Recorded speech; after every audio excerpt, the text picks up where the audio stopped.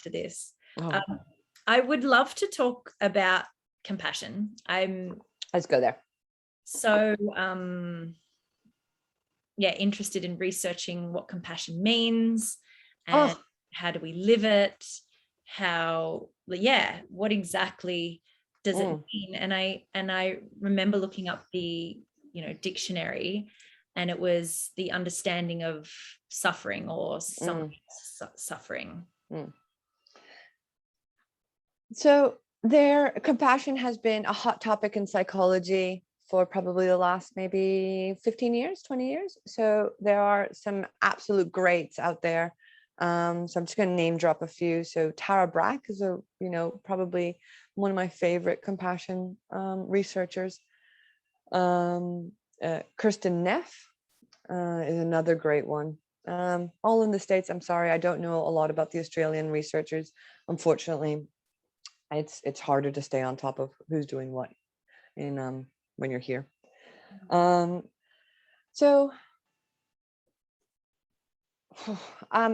It's always so hard to define compassion. The way I like to explain it to people, or the way I live it, is by behaving and think. So when I think about behavior, about thinking, speaking, feeling, believing, acting in a way that supports and fosters kindness, in where I am moving or supporting myself or others to move in the direction that they would like to go in. So recognizing their autonomy, recognizing their individuality, and respecting everyone's boundaries. And so it's really hard to think about compassion in a way of, to just be nice to just be nice. But nice is it's a tainted word, because the what people come back to me is then if I'm nice to myself all the time, then I'll be in, I won't do anything. And that's self-indulgence. Because when we sit from compassion, we are actively making choices that are supporting us to move in the direction that we want to go to. The Western trope is forward. Let's move forward. That's not necessarily a direction people actually move in. Thank you for saying that. Yes. Move in whatever direction you want. You can move upside down, or in circles, or in triangles, or in zigzags. Hallelujah. God, I love that you've said this.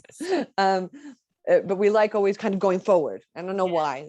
Forward apparently is the right way to go. I don't know. I like triangles. I love circles, and I like flower shapes, and like I'm a bit all over the place.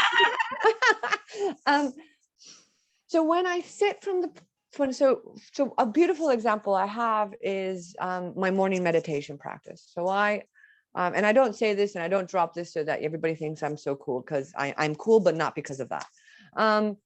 And so my alarm goes off, and I then have to make a choice, and I have to sit in that choice of, okay, do I actually want to get up at, now and go and meditate?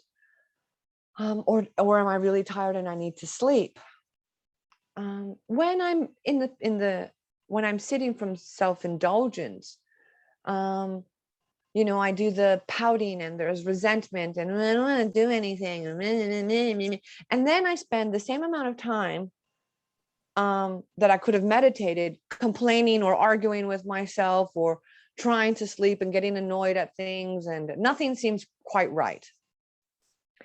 But when I act from a position of self-compassion, and I choose to stay in bed and sleep, I have great sleep. I sleep for I reset my alarm another, 10, 20 minutes, and it's fine. And then I wake up, and that was the right choice. I was acting from a perspective of compassion. And more days than not, I actually get up and sit on my couch and, sit there and press the button and meditate for a while. And, again, giving myself a lot of permission and compassion as this practice serves me for my day. But I can't always do it the right way, whatever that means. And so I might as well just do it.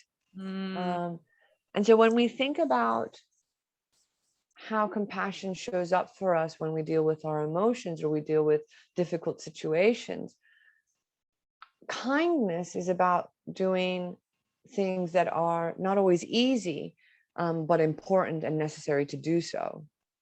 You know, they're connected to, you know, what we need to do in life and how we need to do it, even if it's difficult, like having those difficult conversations or sitting with those difficult emotions until they pass, so that we learn that we can cope.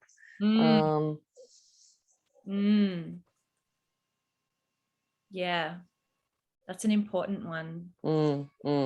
So we've identified all the way from the beginning that our emotion is a sensation that is information for us to sit down and check some boxes. Yeah. Give ourselves some training ground to sit and breathe. Yeah. To reduce the inflammation of our amygdala and be there with compassion. Be there with ourselves in all that we're experiencing, because nothing's right or wrong. There's no forward. There might be a triangle. There might be a circle. And just to be there with what is. Yeah. Hopefully, once we start doing that, what happens in our brain then is that more neural pathways start firing off. Now, we've got a lot of unlearning to do. So we've got pathways that are super highways. And so doing something as minuscule as paying attention for our breath for 5 to 10 minutes may not seem like, you know, as powerful as a super highway of self-hatred and loathing that we have, or avoidance or suppression that we might have. But a new neurological pathway is possible. And it means that we get to continue to try. Our brains are super malleable, you know. You can definitely teach old dogs new tricks. You, to the moment of your last breath, you are able to engage in new learnings and new ways of being. It does take, though, compassion, and compassion includes discipline. It includes being honest with yourself. And so there really is lots of opportunities, because the more I am with myself, the more I embody myself, the more I live within myself. And the more I inhabit this body that I have right now, the more I will feel pleasure, the more I will feel contentment, the more I will feel joy in my life.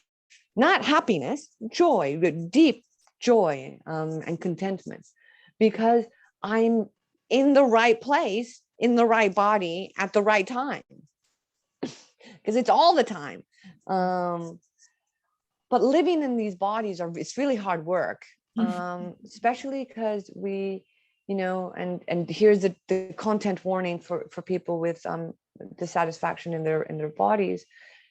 We're told that we're not to like our bodies, you know, either by our family networks or our peer network or sort of the media and just the world we live in.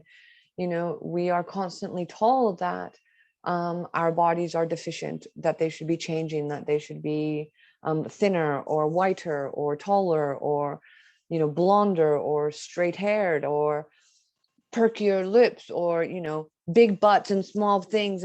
And it's a constant dissatisfaction. And we go through great measures to disinhabit and torture our bodies.